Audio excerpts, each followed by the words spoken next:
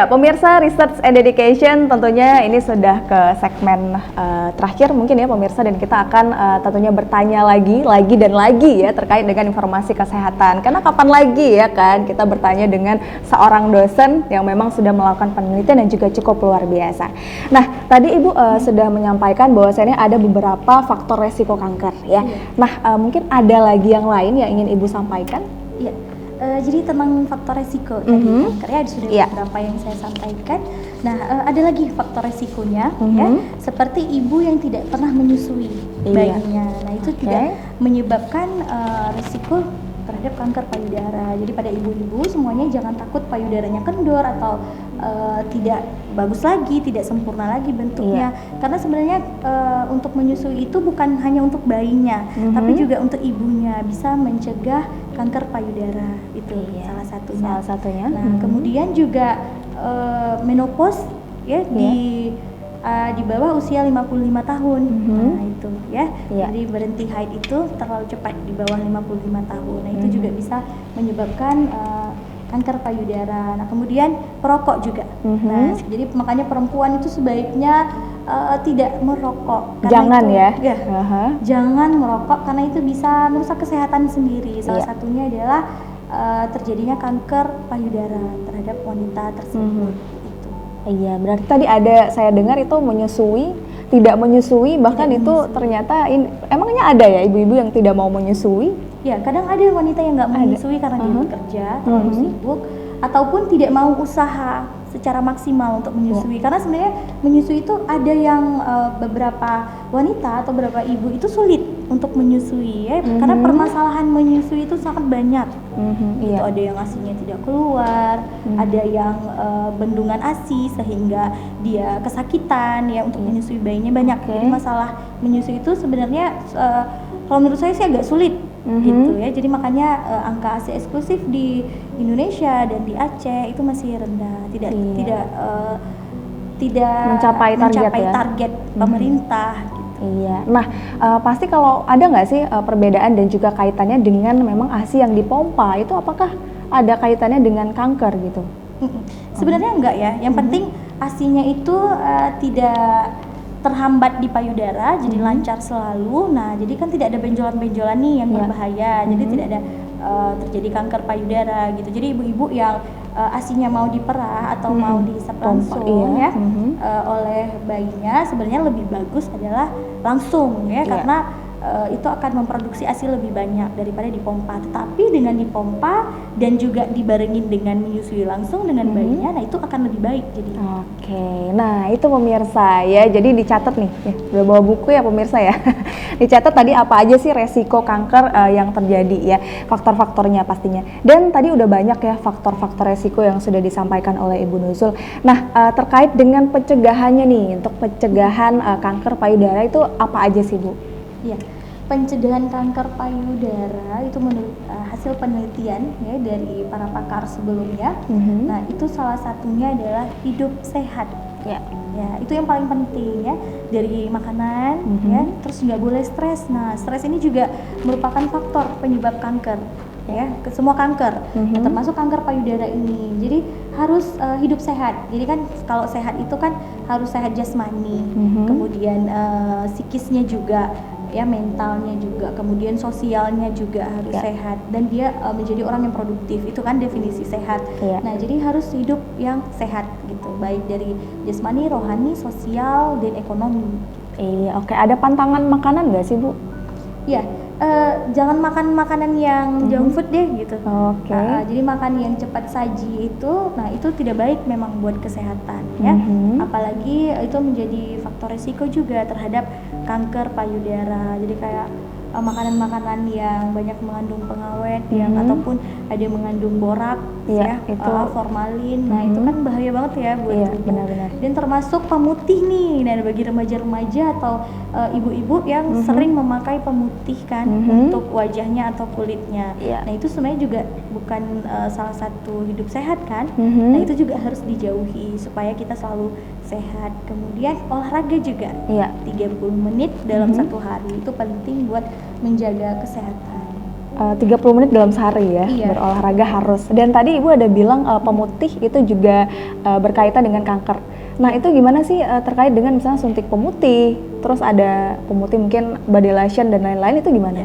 Sebenarnya kalau diawasi dengan dokter ya, nah itu mungkin akan aman buat tubuh, kan ada dosisnya, kemudian ada kontraindikasinya ya, siapa saja yang boleh menggunakan, siapa yang nggak boleh menggunakan, kan itu akan diperiksa dulu, kemudian baru diberikan dosis. Nah ini kalau tidak melalui resep dokter nih, atau yang memang suntikan ke salon yang tidak ada hubungannya izin dengan ya? dokter, tidak ada izin lagi, nah itu yang sangat berbahaya, dan selama ini itu yang beredar. Tapi sekarang sudah dibersihkan ya oleh Balai POM. Iya, nah pemirsa hati-hati ya, kalau mau cantik, waduh hidup sehat aja deh ya. Oke, dan tentunya kita balik lagi nih ke penelitian. Tadi kan udah banyak sekali nih isi dari bagaimana sih faktornya, terus juga ada pencegahannya juga gitu ya. Nah, pasti Ibu mau dong, maksudnya dampak positif, mungkin pemirsa juga pengen tahu dampak positif dari penelitian yang sudah Ibu teliti ini. Iya.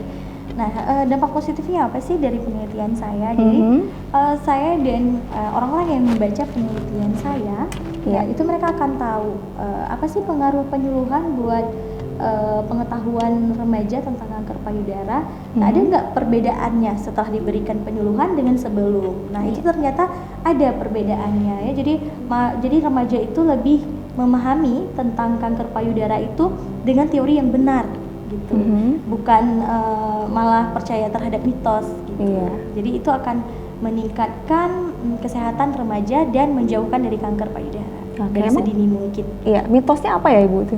Ya, kadang-kadang kan remaja itu percayanya itu kanker payudara itu ini ya, kanker payudara itu dari keturunan dari ibunya, gitu kan. Nah, mereka belum yakin, belum terlalu yakin apakah itu benar apa enggak, gitu. Dan saya mempertegas di sini kalau itu benar. Gitu. Jadi remaja-remaja yang punya keluarga perempuan itu terdeteksi kanker payudara, dia sudah harus lebih lagi meningkatkan kesehatannya dan menjauhi faktor resikonya. Iya, tapi itu ada untuk sembuh itu ada tapi ya. Kalau jadi gini, kanker payudara itu kalau di stadium kan dia ada stadiumnya 4 nih, stadium 1, 2, 3, dan 4. Nah, kalau dia di stadium 1 dan sampai ke 2 itu mudah untuk disembuhkan. Nah, tetapi pada masyarakat kita kalau belum terlalu sakit tuh nggak periksa ya kan? Iya, benar-benar. Nah, jadi itu mereka tuh hanya berobat, bukan mencegah, gitu, kan?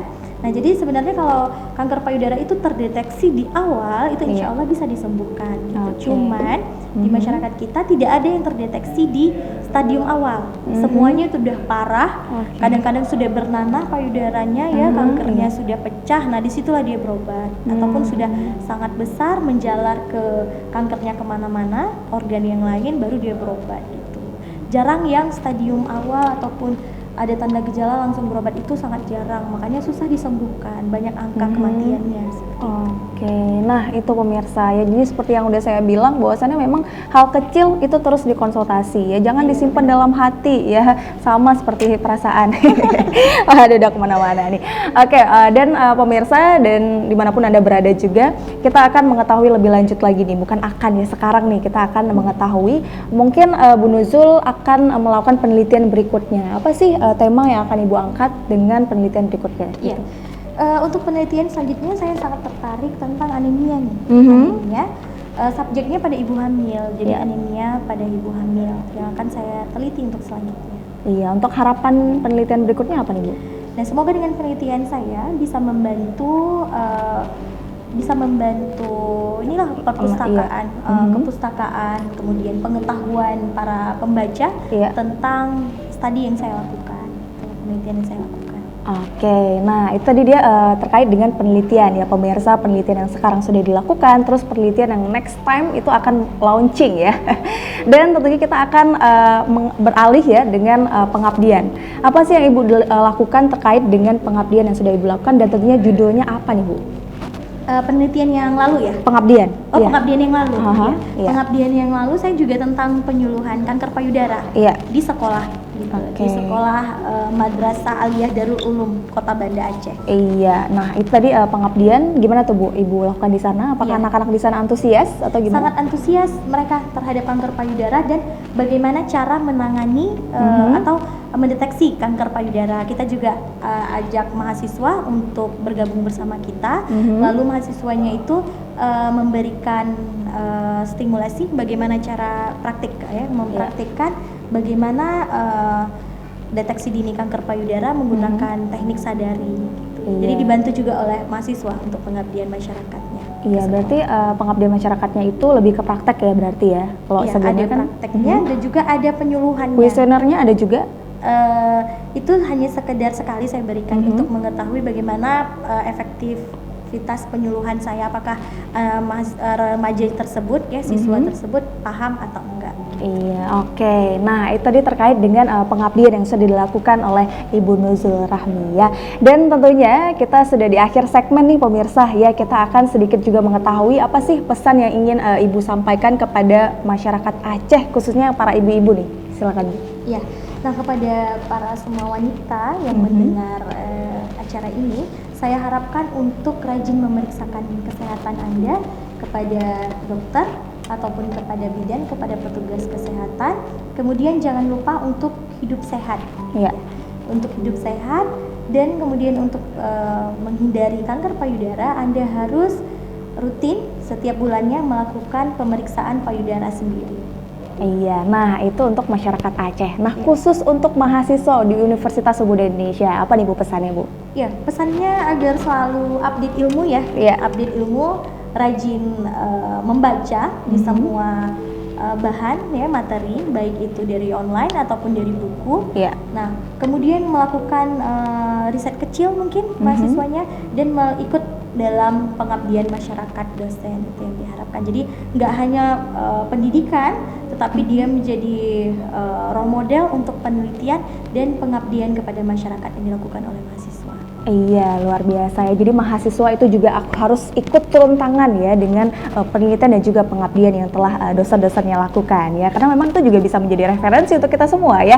Oke pemirsa, tadi juga udah pesan yang sekaligus juga menutup perjumpaan kita nih di episode kali ini. Tentunya episode Ibu Nuzul Rahmi ya.